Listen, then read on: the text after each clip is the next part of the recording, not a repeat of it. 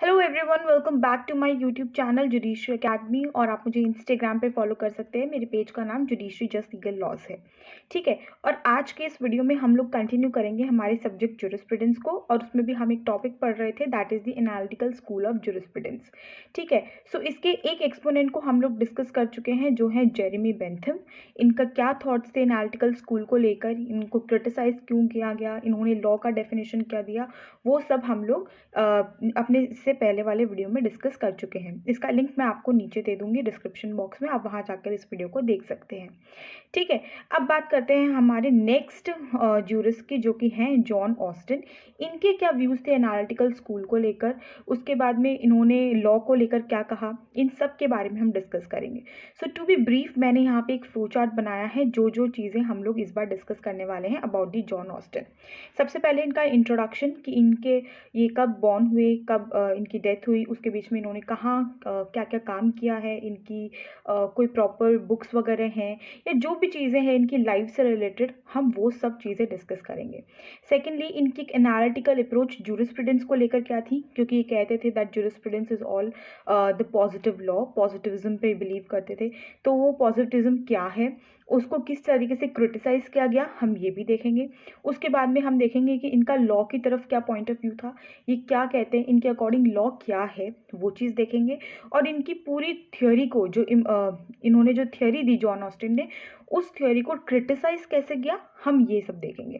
So in brief हम लोग ये सारी चीज़ें इस वीडियो के अंदर डिस्कस करने वाले हैं, तो बने रहिए वीडियो के साथ। चलिए आगे बात करते हैं। सो ज़रा हम देख लेते हैं जॉन ऑस्टिन की लाइफ के बारे में कुछ इंपॉर्टेंट बातें। सबसे पहला, ये बॉर्न हुए 1790 के अंदर। उसके बाद में इन्होंने अपनी ग्रेजुएशन वगैरह करी। उसके बाद में इन्होंने एज अ आर्मी ऑफिसर सर्व किया 5 साल के लिए, टिल 1812 तक। उसके बाद में इनको as a professor of law इनको अपॉइंट किया गया था Benthamite university college in London के अंदर। उसके बाद में कॉलेज को छोड़ने के बाद में ये रोमन सीखने गए थे 1826 के बाद। उसके बाद में जब ये रोमन सीखने के बाद ये वापस आए थे, तब इन्होंने एक वर्क पब्लिश किया था, जो था प्रोविंस ऑफ जुरिस्प्रूडेंस डिटरमाइन। ठीक है, 1832 में इस वर्क को क्या किया गया था, पब्लिश किया गया था। फिर 1833 में उन्हें एज ए मेंबर अपॉइंट किया गया, किसका, द क्रिमिनल लॉ कमीशन का मेंबर अपॉइंट किया गया। फिर 1836 के अंदर उन्हें वापस से as a commissioner of inquiry appoint किया गया, और इंक्वायरी करनी थी government and administration of Malta से रिलेटेड। ठीक है। उसके बाद में इन्होंने बहुत सारे जुरिस्प्रूडेंस से रिलेटेड बहुत सारे वर्क्स दिए, बहुत सारी रिसर्च वगैरह करी, और फिर 1859 में इनकी डेथ हो गई थी। इनके जितने भी वर्क थे उसके बाद में उनकी वाइफ ने पब्लिश किए, जिनका नाम था द सारा ऑस्टिन। इन 1861 में इनका वर्क को पब्लिश किया गया। ठीक है। सो ये तो हो गई एक छोटी थोड़ी बहुत बातें जॉन ऑस्टिन की लाइफ के बारे में। अब बात करते हैं कि जॉन ऑस्टिन ने एक पॉजिटिविज्म करके, एक एनालिटिकल पॉजिटिविज्म करके एक थ्योरी दी, तो वो क्या है। ठीक है, व्हाट इज पॉजिटिविज्म, लॉ क्या है उनके अकॉर्डिंग। ठीक है। सो सबसे पहले तो हम उन्हें फादर ऑफ इंग्लिश जुरिस्प्रूडेंस कहते हैं, वन, सबसे इंपॉर्टेंट बात। सेकेंड इंपॉर्टेंट बात, जब ये बात करते हैं पॉजिटिव लॉ की, यानी कि प्रेजेंट लॉ की, तो ये कहते हैं the laws properly so called, यानी कि जो एज अ स्टैट्यूट लिखे हुए हैं, स्टैट्यूट में लिखे हुए हैं या कोडिफाइड हैं, जैसे वो हैं वैसे के वैसे, प्रॉपरली सो कॉल्ड, जैसे वो हैं वैसे के वैसे। सो पॉजिटिव लॉ का मतलब इनका होता है कि जो लॉ है as it is different from morals. ठीक है, मॉरल्स नहीं होती, मॉरल ड्यूटी क्या होती है कि हमें ऐसा करना चाहिए, नहीं, लॉज क्या होते हैं कि आपको ऐसा करना है। ठीक है। फिर अदर लॉज, और इन्होंने लॉ को तो कैसे किया, जो लॉ प्रॉपरली सो कॉल्ड इन्होंने ऐसे डिफाइन किया, और अदर लॉज जो इनसे डिफरेंट लॉ होंगे, उन्हें उनको उन लॉज को इन्होंने क्या कहा, इम्प्रॉपरली सो कॉल्ड। ठीक है, जिनके ऊपर कोई सैंक्शन नहीं था, कोई फोर्स नहीं था। सैंक्शन क्या होता है, पनिशमेंट होता है जो कि स्टेट देती है। तो इनके अकॉर्डिंग पॉजिटिव लॉ क्या है, वो लॉज जो कि एज इट इज़ हैं, मॉरल से बहुत डिफरेंट हैं, क्या करना चाहिए वो लॉ नहीं है, क्या करना है वो लॉ है, जो डिफरेंट है, जिनके ऊपर कोई पनिशमेंट नहीं है, जिनके ऊपर कोई इन्फोर्समेंट नहीं है, उन्होंने उन लॉज को इम्प्रॉपरली सो कॉल्ड कहा। ठीक है। अब बात करते हैं आगे। अगर अब हम बात करें कि और डिटेल में जाने की पॉजिटिव लॉ क्या है, तो ऑस्टिन के अकॉर्डिंग ये एग्रीगेट ऑफ रूल्स हैं। ये रूल्स हैं जो एक मैन ने बनाए हैं दूसरे आदमी के लिए। एक आदमी ने बनाए हैं दूसरे आदमी के लिए, लेकिन जिस आदमी के लिए बनाए गए हैं वो इन्फीरियर है, और जिसने बनाए हैं वो सुपीरियर पोजीशन पे है। उसके पास उन लॉज को बनाने की पावर है। ठीक है। अब सॉवरेन में कौन होता है, अगर माना जाए जैसे गवर्नमेंट है, गवर्नमेंट क्या है, वही लोग हैं। ठीक है। पीपल है, अ ग्रुप ऑफ पीपल हैं जिनको वो पावर दी गई है कि वो लॉज बना सके। तो पॉजिटिव लॉ ऑस्टिन के अकॉर्डिंग क्या है कि ये रूल्स हैं जो एक मैन, ठीक है, यानी गवर्नमेंट, ठीक है, या सॉवरेन जो होती है, वो एक इन दूसरे मैन के कंडक्ट को रेगुलेट करने के लिए या उन पे एक इम्पोजिशन, एक ड्यूटी, एक ऑब्लिगेशन डालने के लिए उन रूल्स को सेट करती है। तो लॉज कौन बनाता है, एक आदमी दूसरे आदमी के लिए बनाता है, और जो आदमी है वो सुपीरियर पोजीशन पे है और जिसके लिए बनाए जा रहे हैं वो इंफीरियर पोजीशन पे है। ठीक है। इसके पास पावर है टू मेक लॉज, और इनके ऊपर ड्यूटी है टू ऑब्लिगेट, टू ऑब्लिगेट और duty to perform those things. ठीक है। ये बात हुई। इनके अकॉर्डिंग, ऑस्टिन के अकॉर्डिंग, उन्होंने पॉजिटिव लॉ को के 4 एसेंशियल्स बताए। सबसे पहले कमांड, सैंक्शन, ड्यूटी, सॉवरेनिटी। मतलब इनके अकॉर्डिंग क्या था कि जो लॉ है वो क्या है, कमांड है सॉवरेन की जो कि किसी पे ड्यूटी इम्पोज करती है पर्सन पे, and that is enforce by sanction. उसके पीछे क्या होता है, एक डर होता है, एक फियर होता है उस पर्सन को उस चीज़ को परफॉर्म करने का, उस ड्यूटी को ओबे करने का। क्यों? क्योंकि that is backed by sanction. अब ऑस्टिन ने फर्स्ट टाइम ज्यूरिस्प्रूडेंस को as a science of law treat किया। ठीक है। और उन्होंने ये कहा that there analysis of legal concept, science of law concerned with the analysis of legal concept, their exposition, examination and comparison in a scientific manner in order to determine their scope and extent to give politically organized society। मतलब Austin ने कहा कि ये science of law है। Science में क्या होता है, जैसे प्रिंसिपल है वो आप उसको चेंज नहीं कर सकते। जो चीज़ यूनिवर्सल है, जो चीज़ साइंस में लिखी हुई है, तो उसके पीछे लॉजिक्स होते हैं, चीज़ें होती है, तो उसको आप चेंज नहीं कर सकते। सिमिलरली उन्होंने क्या कहा कि जो लॉज हैं वो क्या है, एक साइंस है। जुरिस्प्रूडेंस क्या है, एक साइंस है। यू कैन नॉट चेंज, वो लीगल कॉन्सेप्ट्स हैं, वो एग्जामिन करके साइंटिफिक मैनर के अंदर उनको डिटरमाइन किया गया है ताकि एक ऑर्गेनाइज सोसाइटी को ऑर्गेनाइज किया जा सके, उन्हें रेगुलेट किया जा सके। ठीक है। उनका मेन ये था कि जो कमांड है वो की है of the science of jurisprudence. So command किसका होगा, सॉवरेन का होगा, जो कि एक ड्यूटी इम्पोज करता है which is enforce by sanction, which is backed by sanction. Every law is a command of sovereign. एक सॉवरेन की विल है, उनकी कमांड है जो कि ड्यूटी इम्पोज करती है which is enforce by the sanction, backed by the sanction. Sanction is the punishment. ठीक है। सो ये बात हुई हमारी किसकी, पॉजिटिविज्म की। जो पॉजिटिविज्म लॉ कहते हैं, ऑस्टिन कहते हैं, उनके अकॉर्डिंग उस पॉजिटिव लॉ का क्या मतलब है हमने वो देख लिया। सो अब ऑस्टिन की पॉजिटिव लॉ को बहुत सारे जूरिस्ट ने क्या किया, क्रिटिसाइज किया। ठीक है। अब पॉजिटिव लॉ क्या है, कमांड है, एक सॉवरेन की कमांड है, उनकी विल है, जैसा लॉ है वैसा का वैसा, मोराल से बहुत डिफरेंट है, चाहे जस्ट हो, चाहे अनफेयर हो, चाहे कुछ भी हो, जो लॉ है वो लॉ ही है। मतलब कि आप उसको चेंज नहीं कर सकते, आप उसको उसको ओबे करना पड़ेगा, and even it is backed by sanction, तो you have to, it's your duty to obey that law. ठीक है। अब ऐसे पॉजिटिव लॉ को, ऑस्टिन की ऐसी थ्योरी को बहुत सारे जूरिस्ट ने क्रिटिसाइज किया। यहाँ पे बात करेंगे हम इन 4 जूरिस्ट की। सबसे पहले हैं HLA हार्ट। इन्होंने कहा इट फोर्सेस द सब्जेक्ट यानी people to obey the command even if it is most unjust and unfair. मतलब कि जो उनकी कमांड है चाहे वो गलत भी हो, अनजस्ट है, अनफेयर है, लेकिन जो ऑस्टिन की जो थ्योरी है पॉजिटिव लॉ की, वो फोर्स करती है लोगों को कि वो उनकी कमांड को फॉलो करें। सामन ने कहा that according to him the effective law must have ethics and reasonableness and justice. यानी सामन के अकॉर्डिंग क्या था कि लॉ, इफेक्टिव लॉ एक वही लॉ होता है जिसमें एथिक्स भी हो, वो रीजनेबल भी हो और उसमें न्याय यानी जस्टिस भी हो। लेकिन ऑस्टिन के लॉ में ऐसा कुछ नहीं था, क्योंकि उनको सही गलत से फ़र्क नहीं पड़ता था, उन्हें केवल लॉ, एक कमांड से मतलब था। ठीक है। उसके बाद में आते हैं थर्ड, हमारे जो जूरिस्ट हैं वो हैं लॉन फुलर।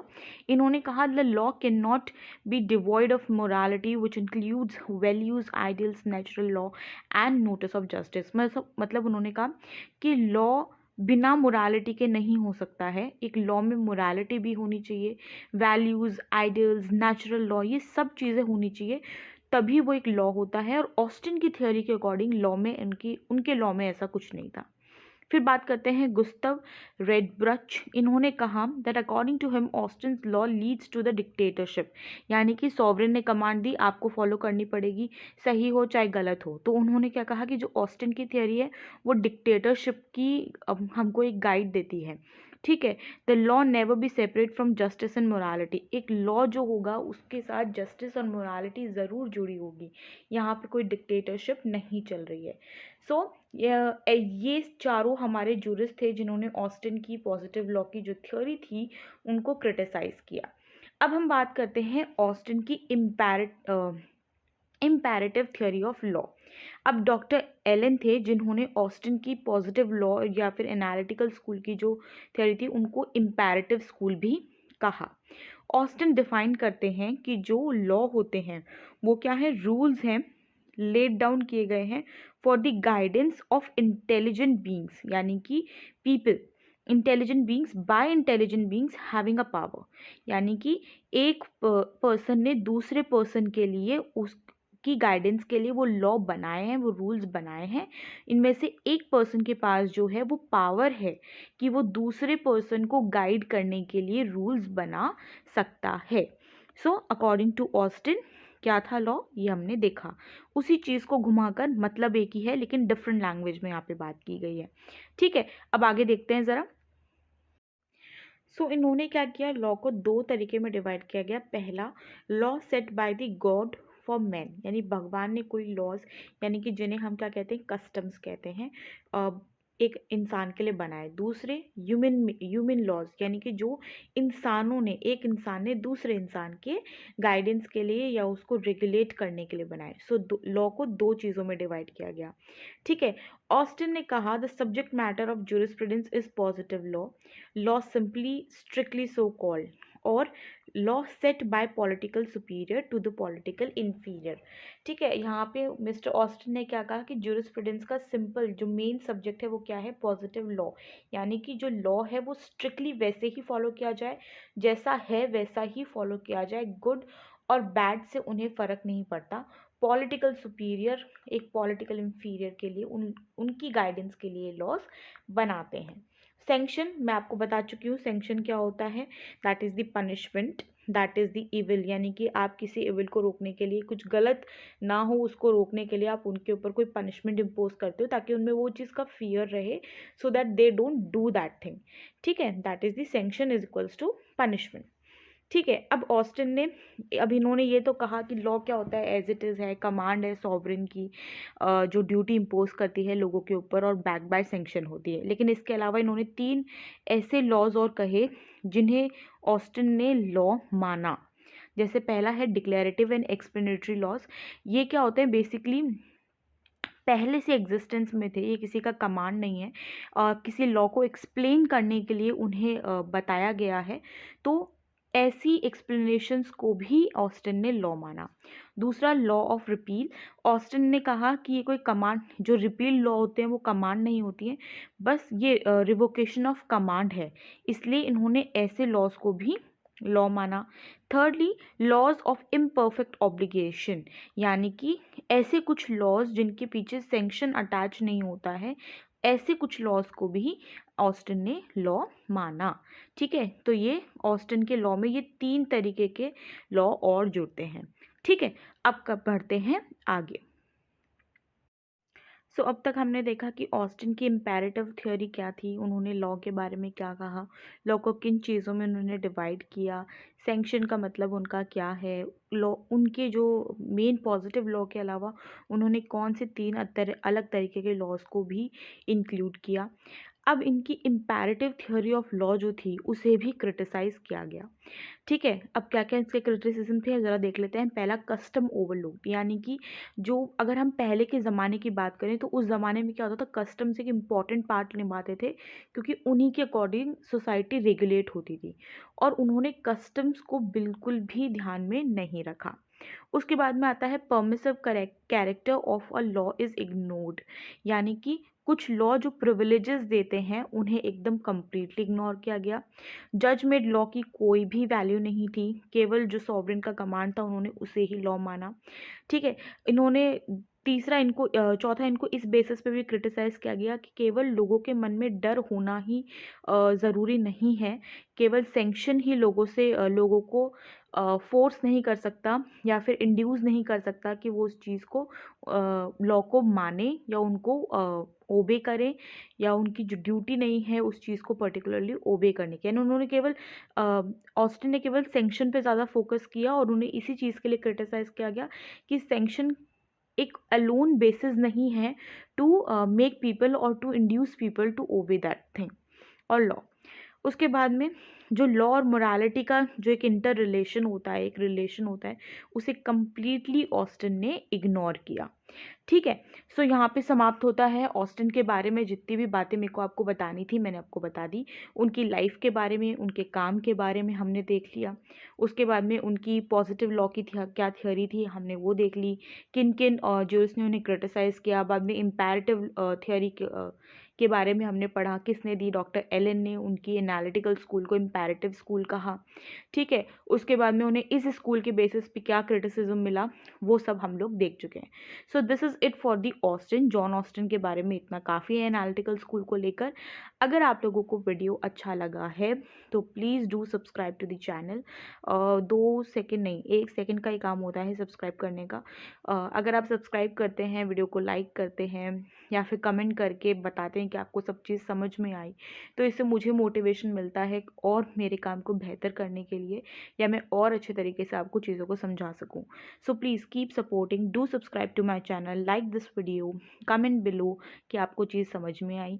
उसके अलावा अगर आपको नोट्स चाहिए तो मुझे इंस्टाग्राम पे फॉलो कर सकते हैं, वन थिंग। सेकेंड थिंग, अगर आपको कोई क्वेरी है आप कमेंट सेक्शन में लिख सकते हैं। सूनर और लेटर मैं ज़रूर रिप्लाई करूँगी। Till then, thank you, bye bye, take care.